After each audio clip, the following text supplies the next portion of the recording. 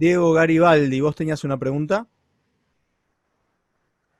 Eh, pero ya, y, pero, eh, yo voy a trabajar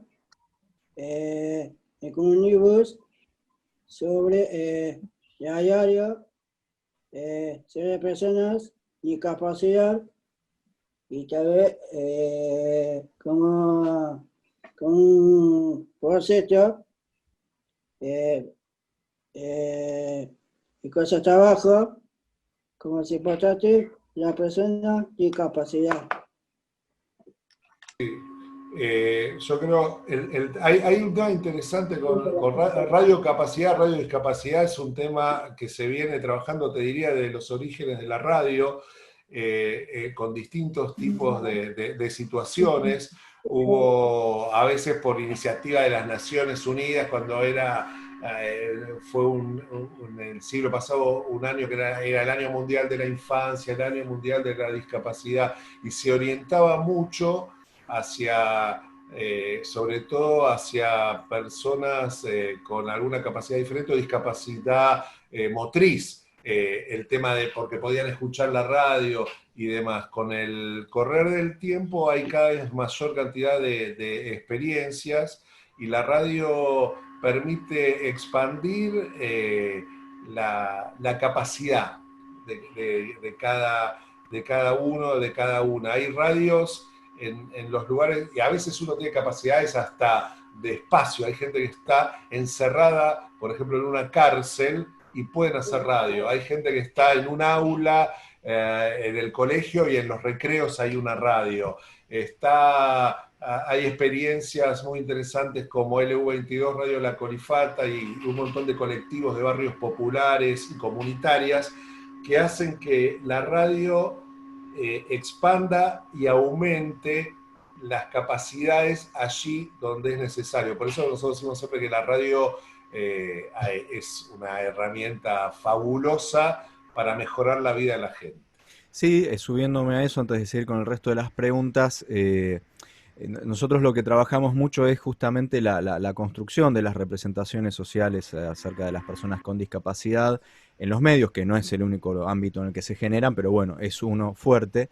Y considerando que, según muchos estudios, bueno, la discapacidad aparece muy poco en la agenda, por lo menos de los medios más consumidos, y cuando aparece, aparece bastante mal representada. Entonces, cuando estábamos armando el cuestionario y ampliando un poco la pregunta, es si alguna vez le hiciste una entrevista a una persona con discapacidad intelectual o ampliando si en tus programas o en la radio pública, que no es lo mismo que las radios comerciales más escuchadas, la discapacidad o las personas con discapacidad tienen alguna participación más allá de contar una noticia sobre discapacidad, sino ya como entrevistados, como consultados, como testigos, como especialistas.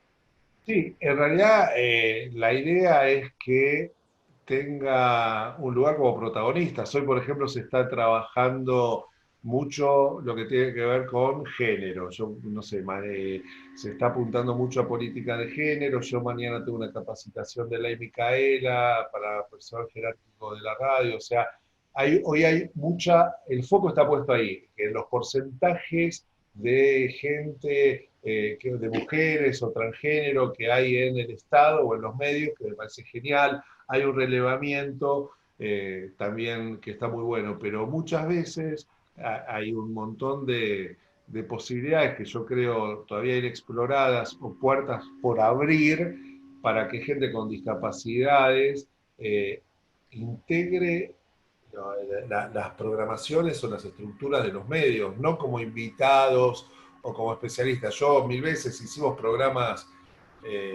hablamos recién, ejemplo, de la Colifata, que han hecho micros en un montón de radios, también en Radio Nacional han tenido su espacio en distintos momentos y es una experiencia replicada en el mundo, pero lo que yo creo que más allá de eso, porque sigue siendo como una experiencia puntual de una situación y de un contexto definido, ¿por qué no abrir eso para que en otros espacios, en otros programas cotidianos, haya una participación directa y protagónica y no como entrevistado, como, ah, mirá qué lindo, qué sé yo, sino como algo habitual, cotidiano, que ya directamente así funciona. Y creo que hacia eso se puede ir y hacia eso hay que trabajar. No tanto decir, bueno, que hagamos un micro, no, no, no.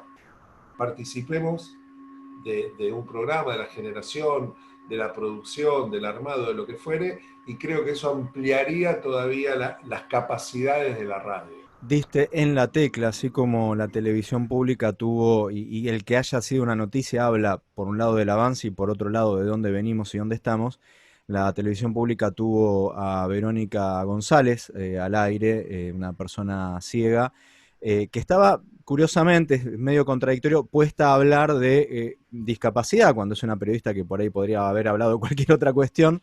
Y si vos tenés el recuerdo de si en la radio pública trabajan para personas con discapacidad, más allá de que sea intelectual o no. En RTA, que es Radio y Televisión Argentina, y en la radio pública sí hay, pero no, no es un porcentaje significativo. Y sobre todo con discapacidad física Mm. hay uno de los, hablo de cargos más jerárquicos, ¿no? En distintos estamentos vas a encontrar, no por ley, que no estaría mal que sea por ley, digamos, hasta que realmente se pueda dar cuenta a las autoridades de los talentos que se pierden, sino también en áreas específicas, hablando de ley, la parte de legales de máxima decisión de Radio y Televisión Argentina, hay hay un abogado laburando con discapacidad física y es jerárquico, es un cargo jerárquico. Sí, ahí está, la ley nacional plantea un cupo del 4%, hay que ver cómo quedaría, porque son distintos, bueno, habla de los tres poderes y de organismos del Estado, hay que ver si los medios públicos encajan en esa descripción de la ley.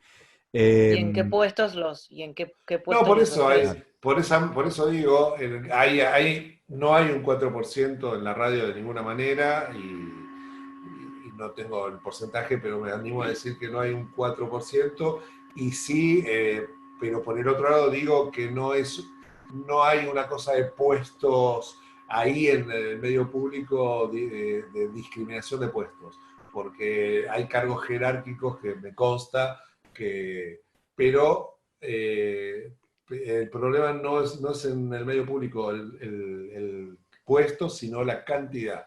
Para mí es muy poca y por ahí el foco no se pone adecuadamente en el tema.